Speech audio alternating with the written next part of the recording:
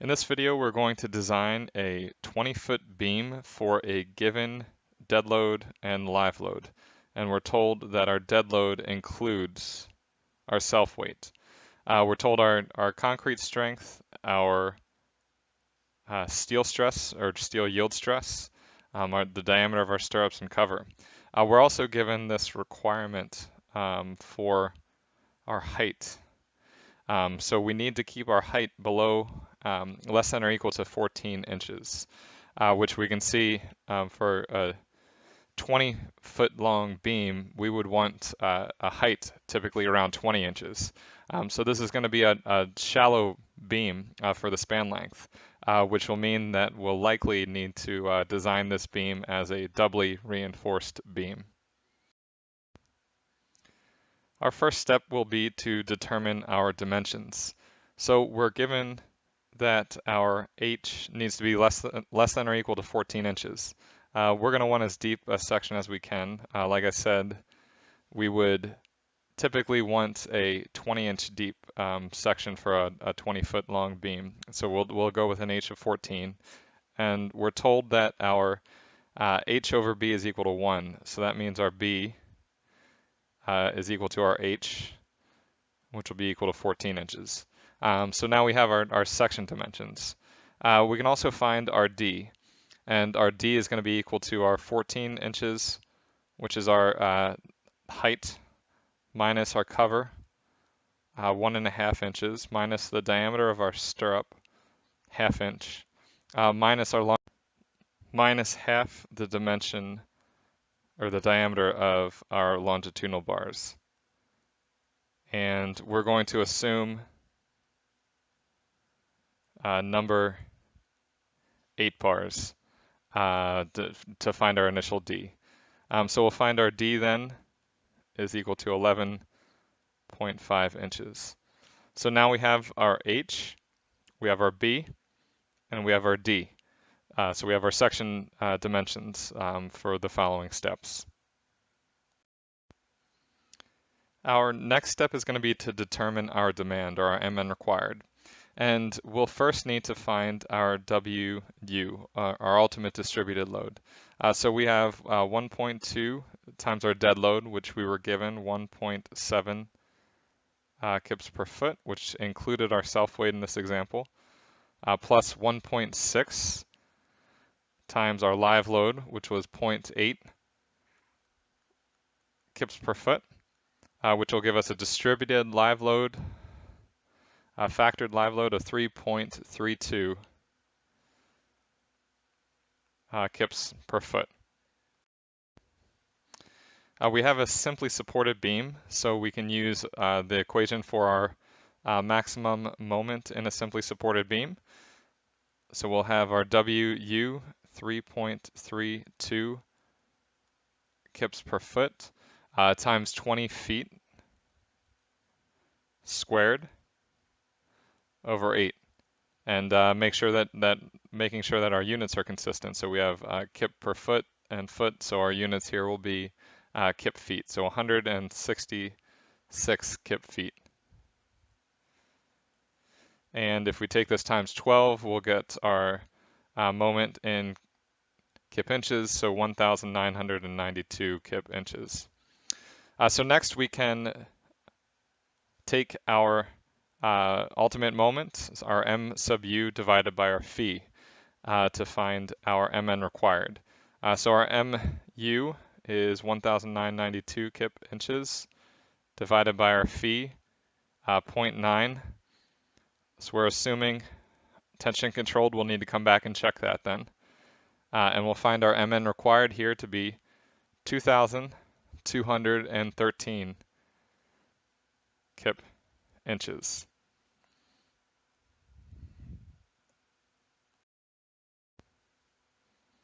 So as I said in the previous step, our sections are going to be fairly shallow for the span length that we have. So I know we're going to be close to our reinforcement limit to stay tension controlled. So what we're going to do here is we're going to find the row tension controlled, so our reinforcement ratio associated with our tension controlled limit and the associated moment. And we're going to see if that moment is greater than the Mn required that we just found. So first we need to find our beta 1. So beta 1, we have 4 KSI concrete.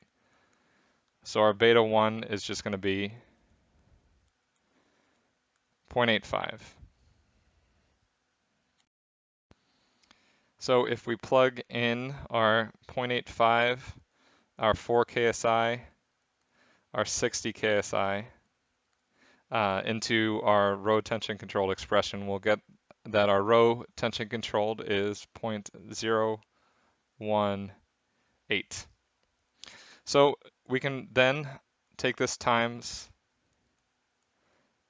our B, which is 14 inches, and our D, which was 11.5, to find the equivalent area of steel that goes along with this tension controlled limit, which we'll see is 2.9 square inches.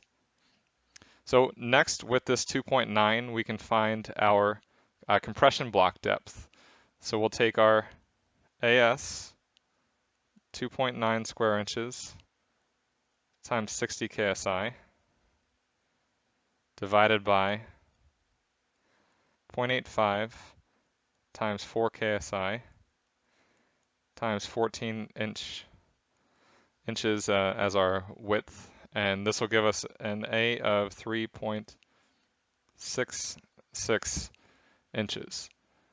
So we can then plug this in and find the associated moment with this. So we'll have 2.9 square inches times 60 KSI times our D, 11.5, minus 3.66 over 2 to give us our Mn associated with our tension controlled limit as 1,683 kip inches.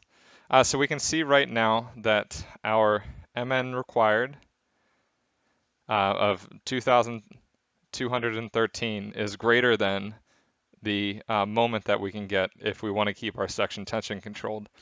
So now we're going to need to look at ways to increase the capacity by adding compression steel and more tension steel.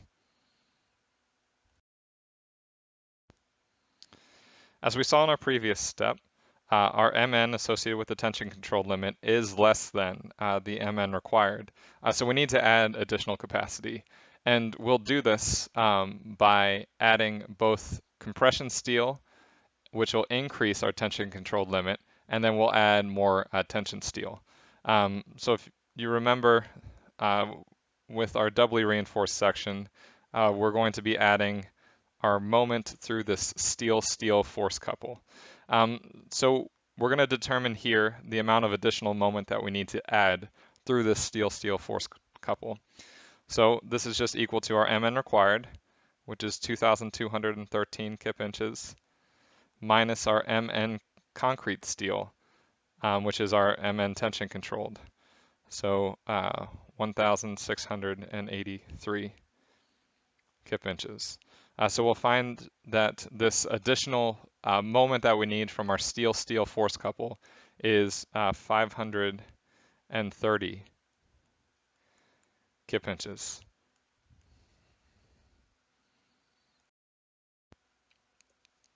So our next step is to find the additional steel that's required for this steel-steel moment. And we'll start by finding our C, which is just our A, 3.66 inches divided by our beta 1, 0.85. So we'll find our C then to be 4.3 inches. Using our C, we can find our Fs prime, so the stress in our compression steel at this point. So 0.003 times 29,000 KSI times our C, 4.3 inches, minus our D prime, which we're going to assume is 2.5 inches for now. And we're going to come back and check that then. And 4.3 inches. So we'll find our Fs prime to be 36.8 KSI. So we'll next use the Fs prime to find the area of compression steel that we need, As prime. So we can do that by setting our Mn steel expression equal to the Mn steel that we found, required that we found in the previous step, and solving for As prime. So plugging in our values, we'll see that we needed 530 kip inches divided by our Fs 36.8 KSI times our D 11.5 minus D prime 2.5. So we'll get our As prime as 1.60 inches squared.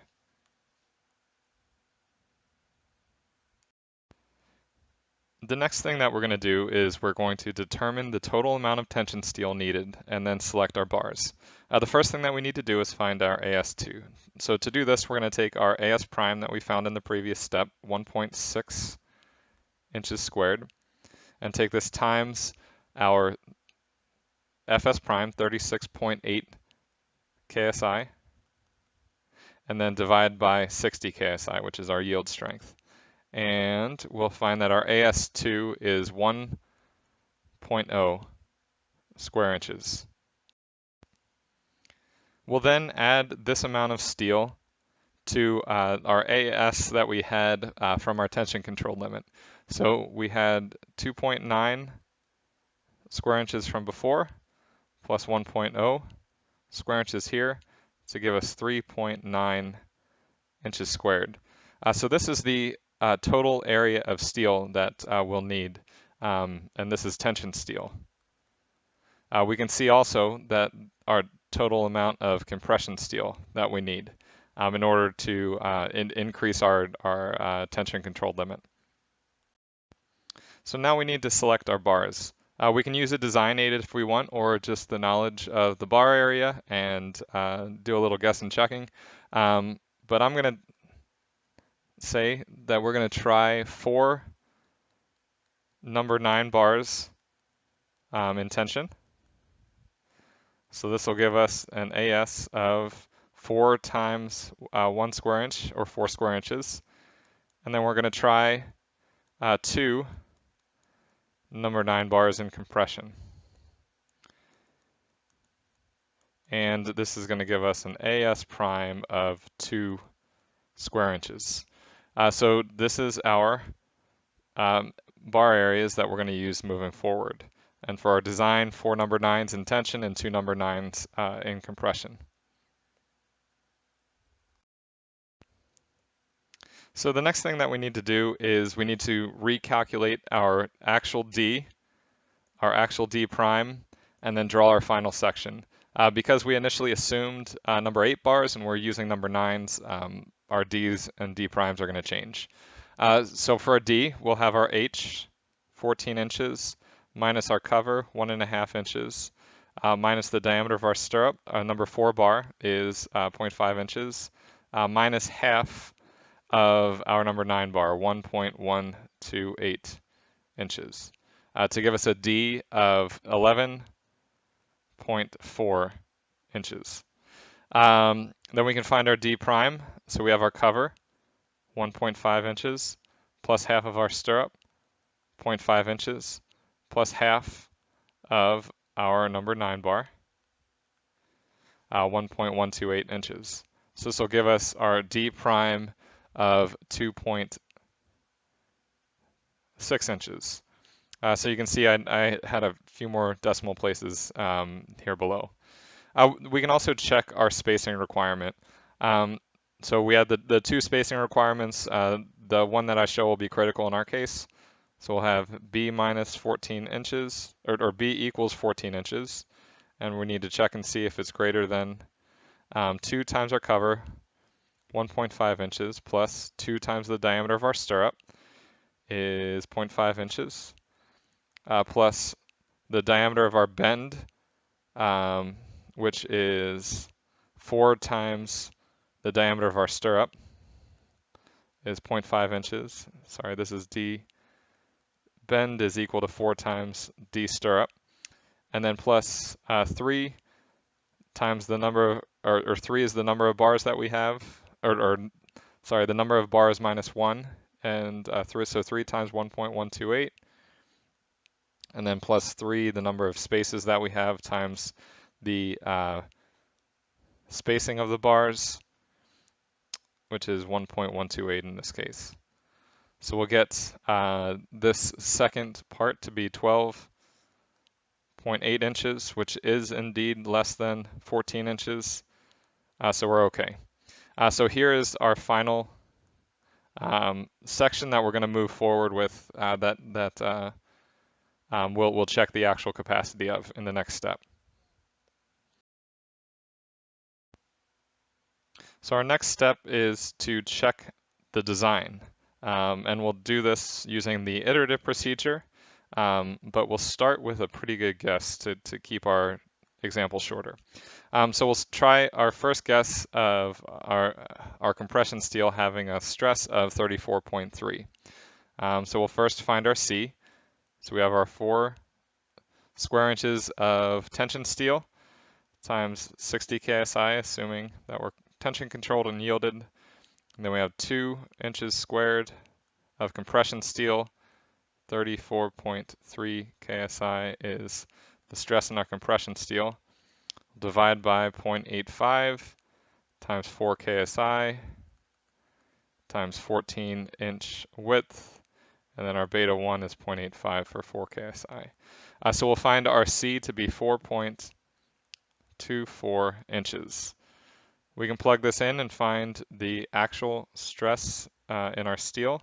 So 0.003 times 29,000 KSI times our C, 4.24 inches, minus our actual D, 2.564 inches, divided by our C, 4.24, and we'll find the stress to be 34.3 KSI. So we can see that our calculated stress in the compression steel is equal to our guess. So we're okay, so we can move forward. So now we can find our AS2, and our AS2 is equal to 2 square inches times 34.3 KSI divided by 60 KSI, which gives us an AS2 of 1.14 square inches. And then we can plug all of these values into our expression for our moment. So we'll have our MN equal to our AS prime is 2 square inches times our FS prime, 34.3 KSI, times our D, 11.436, minus our D prime, which is 2.564, plus our AS,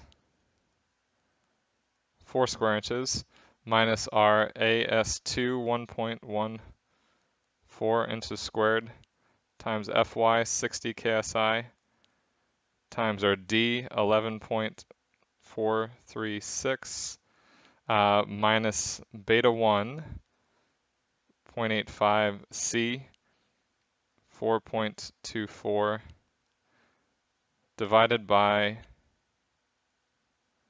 2. And this will give us an MN equal to 2,262 kip inches. So if we take this times 0.9, we can find phi MN. And we'll find our phi MN to be equal to 2,036 kip inches. So we can see that our phi MN is greater than our MU. So we know that our capacity is okay.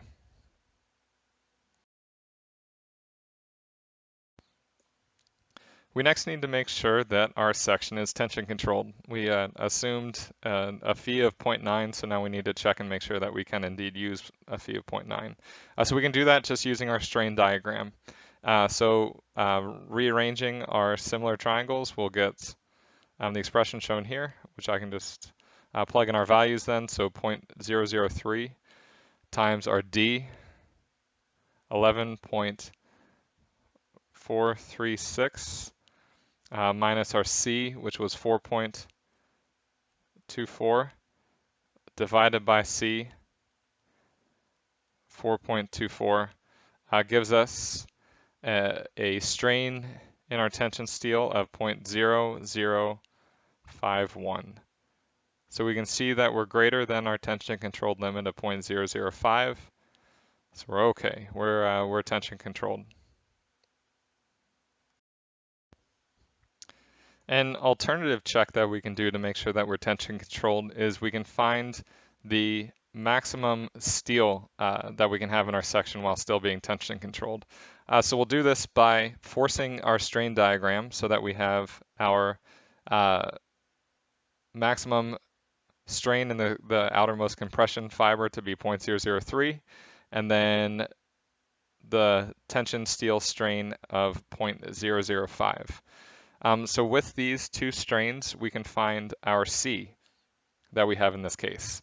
So our C will be equal to D, which is 11.436 times 0.003 divided by 0.003 plus 0.005. So we'll get our C here to be 4.29 inches. So then we can plug in this C and find the stress in the steel, or in our compression steel at this point, or in this this state of strain that we forced. So we'll have 0.003 times 29,000 KSI times our C, 4.24, minus our D prime, which was 2.564 inches. And then this divided by 4.24 inches. So we'll find our Fs prime then to be equal to 36.0 KSI. We can then rearrange our equilibrium expression to find our AS max. So for us, we'll have our AS prime, which is 2 inches squared times our Fs prime, 36.0 square inches, plus 0.85 times 4 KSI times our B, 14 inches, times beta 1, 0.85, and then times our C, which we found 4.29, and then all of this divided by 60 KSI. So we'll find our AS max then to be equal to 4.1 square inches. So we can see that our AS max is greater than our AS provided of 4.0 square inches. So this check also shows us that we are still within the tension controlled limit.